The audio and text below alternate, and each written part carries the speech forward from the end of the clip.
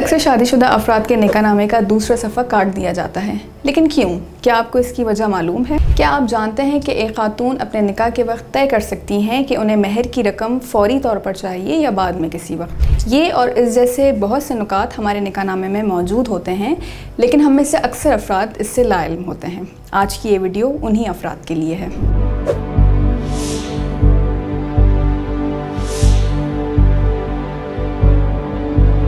अस्सलाम वालेकुम, एयरवाइज स्टोरीज़ के साथ मैं हूँ फरिया फातिमा। दुनिया भर में शादी को दो अफराद की ज़िंदगी का एक नया आगाज़ समझा जाता है, लेकिन हमारे यहाँ इस नए आगाज़ की अहम तरीन डॉक्यूमेंट यानी निकाह नामे को नहायत सरसरी अंदाज में फ़िल किया जाता है। हमारे मुल्क की बेशतर ख़वातीन ने ज़िंदगी में कभी अपना निकाह नामा पढ़ा नहीं होता। ये डॉक्यूमेंट सिर्फ साइन करने के वक्त ही उन्हें दिया जाता है। ऐसा ही कुछ मर्दों के साथ भी है। बहुत कम मर्द बता सकते हैं कि निकाह नामे में उनके बारे में क्या मालूमात दर्ज की गई हैं और ये डॉक्यूमेंट उनकी ज़िंदगी में कितनी अहमियत रखता है। तो आइए आज जानते हैं कि आखिर इस डॉक्यूमेंट में लिखा क्या है। शादी के मौके पर साइन किया जाने वाला निकाह नामा साबिक़ सदर अयूब खान के दौर में बनाए गए आइली क़वानीन यानी मुस्लिम फैमिली लॉ ऑर्डिनेंस 1961 की रोशनी में तैयार किया गया है। तब से अब तक शादी और ख़ानदान के हवाले से कई लॉ और एक्ट्स बनाए जा चुके हैं, लेकिन निकाह नामे में अब तक कोई तब्दीली नहीं की गई। निकाह नामे का पहला सफ़ा लड़के और लड़की के बारे में बुनियादी मालूमात पर मुश्तमिल होता है, जबकि गवाहों के नाम भी इसी सफ़े पर दर्ज होते हैं। दूसरे सफ़े पर वो मालूमात होती हैं जो आज की हमारी इस वीडियो का मौजू है। अगर आपको कभी कोई निकाह नामा देखने का मौका मिले तो आप इस सफ़े को ज़रूर कटा हुआ पाएंगे। निकाह नामे के 12वें और 13वें कॉलम में निकाह की तारीख़ और महर की रकम के बारे में लिखा जाता है। 14वें कॉलम में पूछा जाता है कि महर की रकम कितनी मौज्जल है और कितनी गैर मौज्जल।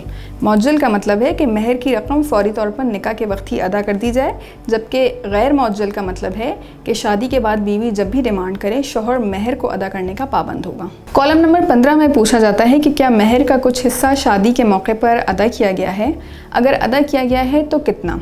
इसी तरह कॉलम नंबर 16 में पूछा जाता है कि पूरे महर या उसके किसी हिस्से के बदले में कोई प्रॉपर्टी दी गई है, अगर दी गई है तो उस प्रॉपर्टी की क्या वैल्यू है। कॉलम नंबर 17 में वो ख़ास शराइत लिखी जाती हैं जो बीवी की तरफ से आयद की जाती हैं, जैसे कि अलग घर या कुछ और।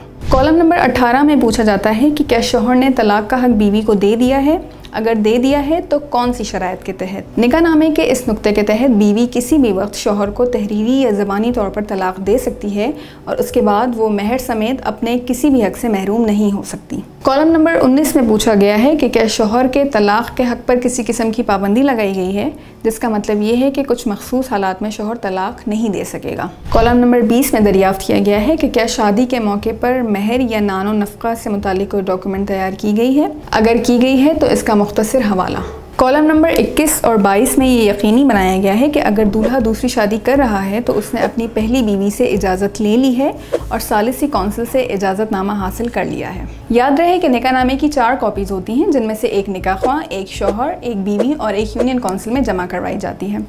निकाह नामे के बारे में तफसीली तौर पर जानना और इसे सही तरीके से फ़िल करना नहायत अहमियत रखता है, ताकि शादीशुदा ज़िंदगी में आने वाले बहुत से मसाइल और पेचीदगियों से बचा जा सके। उम्मीद है इस वीडियो से आपकी मालूमात में बेहद इजाफा हुआ होगा, लिहाजा इस वीडियो को शेयर करना मत भूलें ताकि ये वीडियो ज़्यादा से ज़्यादा लोगों तक पहुँचे। और इस तरह की मज़ीद वीडियोज़ देखने के लिए एयरवाइज स्टोरीज़ के पेज को लाइक और फॉलो कीजिए।